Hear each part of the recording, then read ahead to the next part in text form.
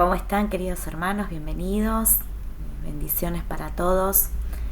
Un agradecimiento al Señor en especial manera por darnos la oportunidad nuevamente de encontrarnos en este espacio de estudio de la palabra de Dios. Qué privilegio enorme que tenemos poder seguir reflexionando, escudriñando las Sagradas Escrituras. El desafío de esta clase tiene que ver con hacer una introducción a la vida del apóstol Pedro. ¿Sí? Hoy vamos a leer algunos datos relevantes de sus orígenes, de sus primeros pasos como discípulo de Jesús, de su ministerio, del impacto de su ministerio y de su última etapa, ¿no? Antes de su muerte. Asimismo, la idea en esta clase es poder brevemente contextualizar el momento en el que Pedro nace y desarrolla su vida. Ese es un poco el desafío de esta clase, poder conocer los tiempos en los que vivía el apóstol Pedro. Y la idea es finalmente poder, después de estudiar el contexto histórico, político, económico, social, religioso de la época de Pedro, poder también hacer una comparación con nuestros tiempos, ¿sí? La actividad que les proponga va a tener que ver con eso. Después de haber estudiado el contexto de Pedro y contestar algunas preguntas sobre el contexto de Pedro, usted va a comparar esos tiempos con los nuestros y también ahí ver la importancia de la fe en Jesús, de la esperanza puesta en Él y de sus propósitos como motor de nuestras vidas. Cuando abrimos las páginas del Nuevo Testamento, lo primero que tenemos que establecer es que han cambiado muchas cosas desde el cierre del Antiguo Testamento y lo que es el inicio del Nuevo Testamento con el nacimiento de nuestro Señor Jesucristo. No podemos caer en el error de pensar que los tiempos en los que vivió Jesús, en los que vivieron los discípulos, son los mismos tiempos que vivieron, por ejemplo, Nehemías, Esdras o Malaquías. Es importante, por tanto, tomarnos el tiempo para diferenciar las épocas, para ubicarnos adecuadamente en la historia del pueblo judío y arribar hacia una correcta interpretación en el estudio de Pedro, quien fue protagonista indiscutido del Nuevo Testamento. El apóstol Pedro nace en los tiempos de Roma. El gobierno de Roma inició con la intervención romana en la Guerra Civil Judía en el 63 antes de Cristo. El gobierno, en aquel momento Roma estableció como rey a Juan Hircano II. Palestina fue uno de los territorios ocupados por dicho imperio. Podemos, por tanto, inferir que realmente el poder estaba en Roma, residía en Roma, ¿sí? Incluso mientras gobernó Antípater, quien sería padre de Herodes el Grande, subió el favor en Roma y pudo ubicar a sus hijos en lugares de poder en Palestina. Finalmente Herodes sería declarado rey y gobernó Palestina desde el 37 a.C. hasta el 4 a.C. Es importante, por eso lo menciono, es importante la figura de Herodes, porque Herodes va a establecer una dinastía, ¿no? Hasta los tiempos de todos los evangelios, y también van a aparecer en Hechos de los Apóstoles. La historia del surgimiento del reinado de Herodes constituye un drama extraordinario de mezquindad política acompañada de una sucesión de crímenes atroces, surgiendo de los celos mayormente del corazón de Herodes y dirigidos contra su propia familia. Se ganó y conservó el favor de los sucesivos emperadores romanos, y su reinado fue una sucesión de crímenes monstruosos hasta su muerte.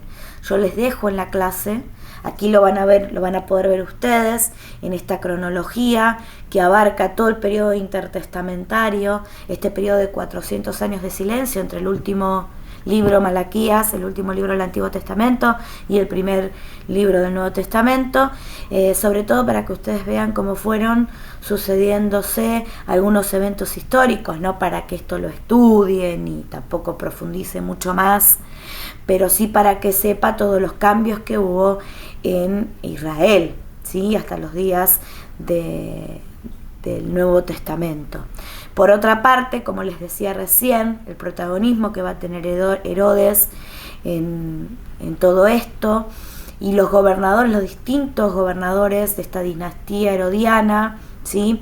Ustedes van a tener en este cuadro, es muy importante este cuadro porque estos nombres van a aparecer en el Nuevo Testamento, ¿sí? Van a tener personajes como Herodes el Grande, que lo mencioné recién, Herodes Antipas, Arquelao, Herodes Felipe II, Herodes Agripa I, Herodes Agripa II, con sus respectivos años de gobierno, los territorios que gobernaron. Fíjense el rol que ocupaban en Palestina, en Galilea, en Samaria, en distintas provincias de este territorio de Israel, ¿sí?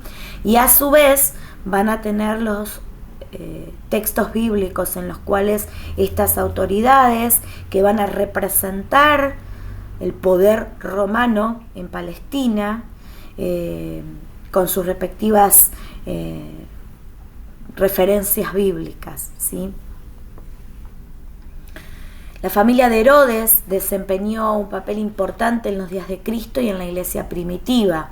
Recuerden ustedes, por ejemplo, cuando Jesús nace, quién es la autoridad que manda a matar a todos los niños hasta 2 años, celoso porque había nacido el rey de los judíos y a él no quería que se le quite poder ni su reinado, y Herodes manda a matar a todos los niños menores de 2 años, ¿no? Por eso yo los menciono, no para que usted se lo aprenda de memoria, pero sí para que pueda ir relacionando lo que lee en el Nuevo Testamento con nombres y sucesos históricos. Galilea era una de las administraciones de Roma, ¿sí? Los romanos habían dividido Palestina en 7 administraciones, entre ellas una de las administraciones, podríamos decir, de las provincias, era Galilea. Fíjense, ese mundo conocido estaba controlado por Roma, y allí es donde nació y donde vivió un pescador galileo llamado Simón, conocido más adelante como Pedro, que aparece este contexto histórico en el cual nace Pedro, muy bien detallado en el libro de Lucas. Y fíjense que aquí aparecen estos nombres que nosotros estamos recién mencionando, ¿no? Dice, en el año 15 del reinado de Tiberio César, Poncio Pilato gobernaba la provincia de Judea. Ahí tenemos los 2 primeros personajes históricos, Tiberio César y Poncio Pilato, gobernando en nombre de los romanos, en nombre del Imperio Romano, la provincia de Judea. Herodes era tetrarca de Galilea. Ahí está el otro personaje que aparece gobernando Galilea.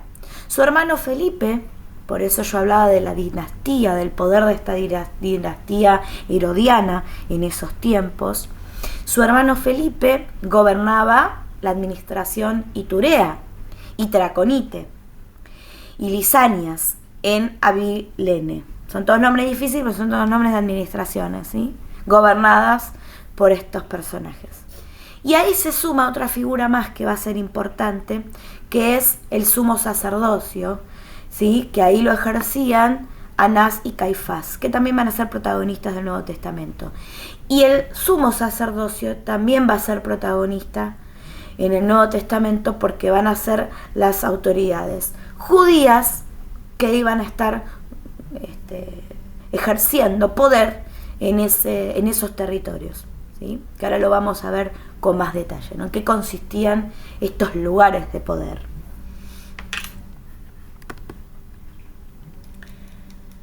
En el mundo de Pedro podemos mencionar que en términos políticos e internacionales se representaba a través de una estructura piramidal, ¿sí?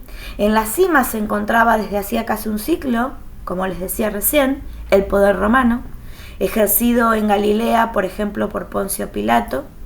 Este prefecto romano que gobernaba Judea en tiempos de Cristo fue, por ejemplo, para traerlo a nuestra memoria también, quien sentenció a muerte a nuestro Señor Jesucristo. Podemos decir que la autoridad y presencia de los romanos significaba una presión muy importante para los judíos, tanto por el hecho de que eran paganos en esas tierras, como por los agobiantes impuestos y gravámenes que pagaban. Ante esta ocupación, algunos judíos eran colaboradores de los romanos, por ejemplo, los saduceos o los mismos herodianos, que eran los cortesanos de Herodes, y también habían grupos rebeldes, por ejemplo, los celotes. No sé si alguno se acuerda que, por ejemplo, había uno de los discípulos, pues lo vamos a ver con los evangelios, Simón el celote, ¿no? Que los celotes eran estos grupos más bien rebeldes que se levantaban en contra del poder de Roma. La mayoría de los judíos vivían en pequeños pueblos, en aldeas, vivían de la tierra, eran campesinos, eran agricultores. Habían otros grupos que se dedicaban al comercio. En Galilea, durante el reinado de Julio César, por ejemplo, para que se den una idea del sometimiento económico que también tenían los romanos sobre el pueblo judío, una cuarta parte de la cosecha anual debía enviarse a Roma en calidad de pago de impuestos, ¿sí? Por eso yo les traje aquí una pirámide para que ustedes vean cómo se distribuían estos grupos sociales, quienes estaban arriba teniendo mayor poder y quienes eran el último eslabón de la cadena social, que eran estos obreros, jornaleros, pescadores, como era Simón Pedro, y viudas, todas. Si usted hace una relación, yo la hacía cuando preparaba esto, ¿no? Este eslabón, estos últimos grupos, los más humildes, los más relegados tal vez, fueron los que más encuentros tuvieron con nuestro Señor Jesucristo, ¿no? El Señor Jesucristo se ocupó personalmente y particularmente de los marginados, ¿no? De aquellos que habían sido marginados por el poder político, económico, y no solamente por el poder de los romanos. Vamos a ver también que había un poder ejercido por ciertos sectores del judaísmo que también rechazaban, relegaban a estos grupos sociales. Como les decía recién, además de un trasfondo religioso, político, económico, había un trasfondo religioso, ¿sí? Había un poder muy arraigado, representado por los fariseos, ¿sí? Los saduceos, los levitas. Ahora lo vamos a ver un poquito, ¿no? Esto va a aparecer muy fuertemente, esto lo vamos a poder estudiar en el Nuevo Testamento, la ley, el templo, la sinagoga, son todas palabras que van a ir resonando en este estudio, las fiestas judías que se practicaban, ¿no? Esto va a aparecer mucho, esto no, hoy es el día el día del Señor, a Jesús acusándolo de trabajar, de hacer milagros en el día que era el día de reposo. Bueno, aparece muchas veces la ley, aparece muchas veces lo que decía la ley y supuestamente Jesús cuestionando o haciendo lo contrario, lo encomillo, ¿no? Porque en realidad era más allá de la ley escrita, ¿no? Jesús, no solo que Jesús respetaba la ley, sino que Jesús quería que las leyes estén en los corazones y no de la boca para afuera, ¿no? Jesús pretendía que la ley esté, como dice Pablo en una de sus cartas, escritas en nuestros corazones. Eso es lo que quería Jesús, y no que hablaran de la boca para afuera como le pasaba a los religiosos de la época, ¿no? Pero el trasfondo religioso para Pedro va a ser relevante, ¿no? Porque Pedro era un judío. Pedro se había, podríamos decir, formado en este entorno religioso. Y como les decía recién, hay que distinguir, hay que pensar que habían dos tipos de poderes, ¿no? El poder que estaba ejercido por el Imperio Romano a través de los gobernadores, que tenían distintas funciones, más bien política, económica. Ellos controlaban estas 7 administraciones en las cuales se había dividido Palestina, nombraban al sumo sacerdote, por eso hablo yo de una alianza, ¿no? del poder de los judíos con el poder de los romanos, ¿sí? Controlaban el Sanedrín, cobraban impuestos. En el año 26 Poncio Pilato es declarado gobernador, representando a Roma, por eso decía que va a ser relevante, porque es el que termina crucificando a Jesús. Y estaba el poder de los judíos, estaba el Sanedrín, que va a aparecer muchas veces, es el que juzga a Jesús también. El Sanedrín lo conformaba el sumo sacerdote, que era nombrado por el poder romano.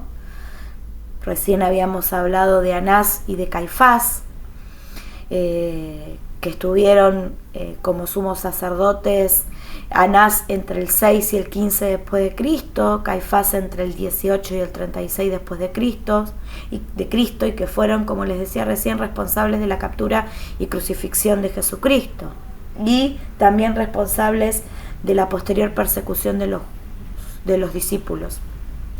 Ellos tenían la máxima autoridad religiosa de Israel, el poder legislativo, judicial, tenían una corte suprema religiosa, fijaban la doctrina religiosa, organizaban toda la vida religiosa del país. Esto también van a aparecer bastante en la historia que vamos a contar del apóstol Pedro, ¿no?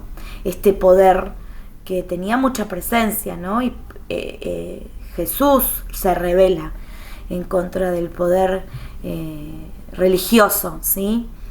Es más, hasta Jesús distinguía entre el poder que Roma ejercía, pero que bueno, eran romanos, y el poder que venía de las entrañas del pueblo, que era el poder religioso de los judíos, ¿no? Y Jesús alecciona todo el tiempo a este grupo de religiosos que acusaban a Jesús de mentiroso, y bueno, y tantas cosas que vamos a ir viendo, porque ustedes tienen que pensar que Pedro era contemporáneo de Jesús, y también Pedro vivencia, ¿no? Todo este movimiento, por eso es importante conocerlo, ¿no? Los distintos poderes que aparecían en estas escenas bíblicas, y Pedro en el medio de ella. Ahora bien, ¿cuáles van a ser las fuentes para poder conocer la vida y el ministerio de Pedro? Los evangelios, que es lo primero que vamos a ver. Usted seguramente está leyendo Marcos, siga leyendo Marcos. Luego vamos a conocerlo a Pedro a través del libro de Hechos de los Apóstoles, de alguna de las cartas de Pablo, muy brevemente, pero también lo vamos a tocar, y las últimas clases dedicadas al estudio de las cartas de Primera de Pedro y de Segunda de Pedro.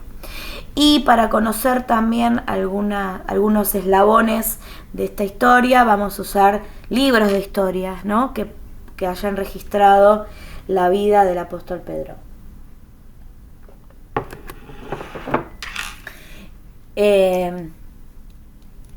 Galilea, al oeste del mar de Galilea, una región cosmopolita con mucha actividad comercial. En esta región, en Nazaret se crió Jesús, y los bellos alrededores del lago fueron una zona muy frecuentada en sus predicaciones. Capernaum, pueblo pesquero que vivió un breve periodo de auge comercial para luego desaparecer por completo, fue una especie de cuartel de operaciones de Cristo en sus frecuentes excursiones por la región galileana. El mar de Galilea está situado a unos 210 metros por debajo del nivel del mar del Mediterráneo. Este mar alcanzaba una profundidad máxima de 48 metros. Dependiendo de la estación, el color de las cristalinas aguas del mar de Galilea varía de verde a azul, y la temperatura promedio del agua oscilaba entre 14 grados en febrero y 30 grados en agosto. Este lago se abastece principalmente del río Jordán. El lecho del mar de Galilea parece una enorme palangana. Y podríamos seguir contando a nivel geográfico cómo era este mar, hermoso por todo lo que ocurrió en este mar de Galilea. Jesús calma una tormenta desde la barca, alimenta ahí a 5.000 personas, camina sobre el mar, alimenta a otros tantos también. Posiblemente aquí él pronuncia el sermón del monte, las bienaventuranzas.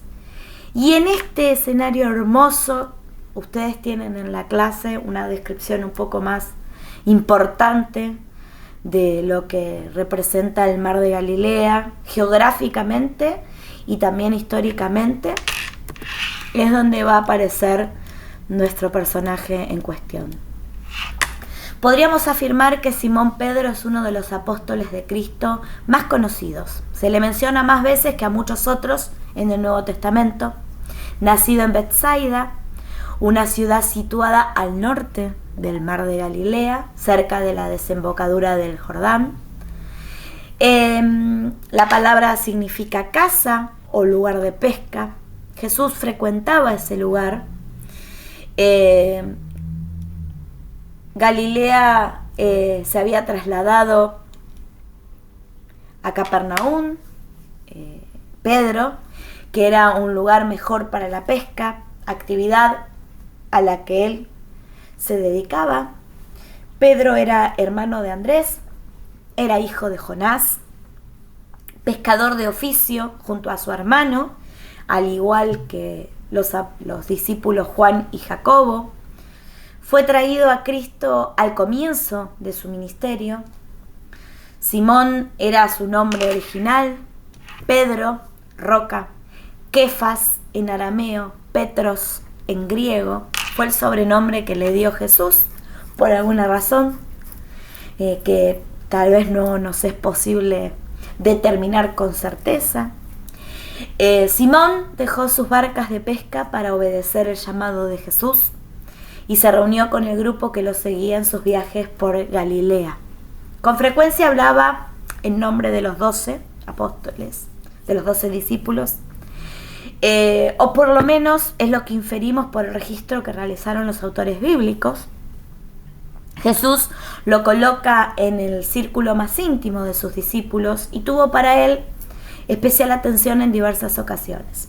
Todo esto que yo estoy contando, ustedes en la clase lo tienen con las citas bíblicas, no lo estoy inventando, sino que es el registro bíblico de todas las veces que aparece Pedro en los evangelios.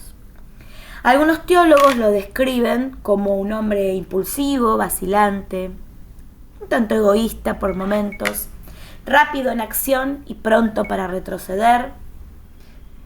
Muchos interpretan que la negación de Pedro, cuando Pedro niega a Jesús, no fue el resultado de algo premeditado, de un plan maléfico, sino más bien un pánico repentino que le devino con toda la escena del arresto de Jesús y de la posterior crucifixión. porque bueno, Pedro después se arrepiente con intensa amargura, angustia, a diferencia de Judas Iscariote, donde hay remordimiento, por lo menos ese es el registro bíblico. Pedro da cuenta luego, con todo lo que ocurre después, de un arrepentimiento real, genuino, muy honesto, luego de haberlo negado a Jesús 3 veces. Tenía un alma leal, ¿no? Se afligió profundamente por la desaparición del cuerpo de Jesús de la tumba y se regocijó en sobremanera al ver a Jesús resucitado. Nuestro Señor se entrevista con él después de resucitado. También hay registro de eso en la Biblia, ustedes lo tienen en la clase. Si avanzamos un poquito en el libro de Hechos, es un personaje sobresaliente, líder apostólico en los primeros capítulos del libro. En el día de Pentecostés, Pedro, en compañía de los otros seguidores que habían formado el grupo de oración, fue lleno del Espíritu Santo. Su sermón dio la nota característica del inicio de la predicación y de la extensión del Evangelio, o podríamos decir, de la continuidad de esto, porque esto inicia con Jesús y se le dio continuidad a través de todos los discípulos que siguieron y los seguidores de Jesús que siguieron con el ministerio de Cristo aquí en la tierra. Sus predicaciones, sus milagros y la disciplina que él ejerció ocupan los 5 primeros libros de Hechos. Al comenzar la persecución por el Sanedrín, que nombrábamos hace un ratito, que también va a aparecer en la historia de Pedro en Hechos de los Apóstoles, se retiró, viajó, estuvo en la costa plana de Palestina, llegando hasta Samaria y hasta Antioquía. Con el transcurso de los años viajó también extensamente en su ministerio. Y cuando Herodes, esto se registra también en el libro de los Hechos, estuvo a punto de quitarle la vida, escapó mediante la intervención de Dios, salvándolo. No se lo vuelve a mencionar a Pedro hasta el capítulo 15, cuando aparece en el concilio de Jerusalén. Y finalmente la tradición histórica dice que fue crucificado el apóstol Pedro en Roma durante la persecución de Nerón en el año 68 después de Cristo. Esto es muy rápido, yo lo pasé muy rápido porque es un esbozo de lo que vamos a ver durante las próximas clases. Fíjense que en la próxima clase vamos a verlo a Pedro en los evangelios de Marcos, Mateo y Lucas, con lo cual vamos a volver a muchas de las cosas que dijimos hoy en esta muy, muy, muy breve biografía del apóstol Pedro. La actividad, el mundo antiguo versus el mundo actual, le puse. Suele ser habitual hablar con preocupación sobre los tiempos que estamos viviendo. Incluso tendemos a pensar con nostalgia que todo tiempo pasado fue mejor al actual. Sin embargo, las coordenadas temporales en las que Pedro vivió, al igual que Jesús, y que aparecen expuestas, escritas en los evangelios, resultan dignas de reflexionar. Tenemos que reflexionar sobre lo que estuvimos estudiando hasta ahora. Aquel mundo era un mundo complejo para el pueblo judío. Estaba gobernado por manos malvadas, injustas, sumado a que la esperanza espiritual quedaba encarnada en una jerarquía religiosa también pervertida, injusta, arrogante, codiciosa, que tenía la ley de la boca para afuera, pero no la tenía en el corazón, y que cuestionaba estos grupos religiosos, cuestionaban el ministerio de Jesús, se alineaban también al poder romano, al sometimiento que tenían los romanos, y ellos se aliaban también, se alineaban a lo mismo, ¿sí? Para ellos era más importante esto que la oración, que el temor de Dios, y que aceptar al Mesías, porque ellos fueron uno de los grupos responsables de la crucifixión de nuestro Señor Jesucristo, ¿no?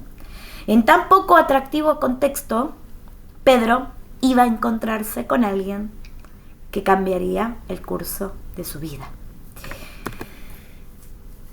Primera pregunta: ¿cómo ustedes describirían el contexto en el que vivía Pedro, según lo que estuvimos estudiando.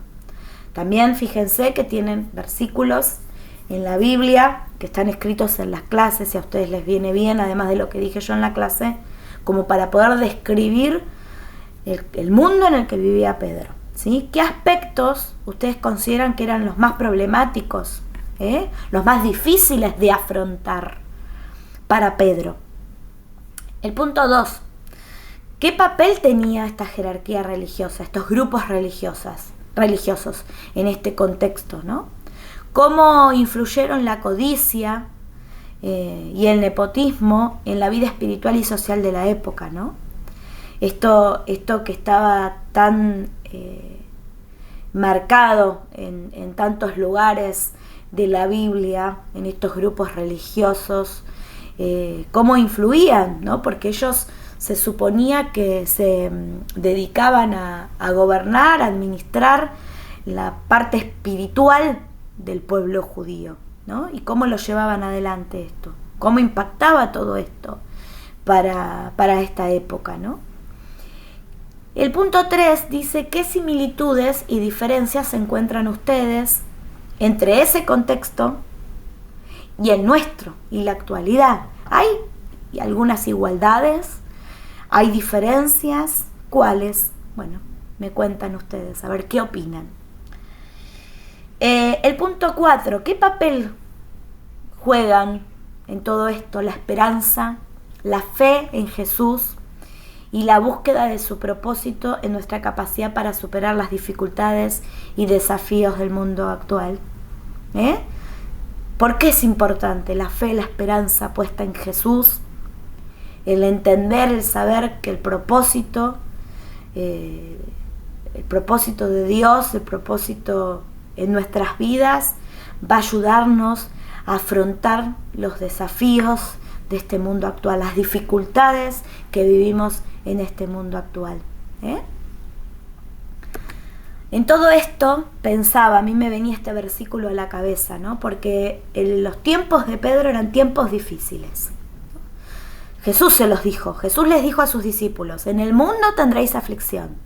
Y esa palabra un poco es atemporal, porque se lo dijo en ese contexto, en ese mundo difícil en el que Pedro vivió, y también esa palabra se puede traspolar, se puede traer a nuestra actualidad, y podemos también escucharlo a Jesús decirnos: en el mundo tendréis aflicción.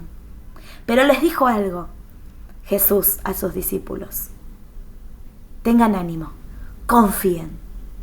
Y hoy nos dice lo mismo a nosotros. Jesús nos dice: van a tener aflicciones, pero confíen, tengan ánimo. Porque yo, dijo Jesús, he vencido al mundo. Que el Señor les bendiga. Hasta la próxima clase.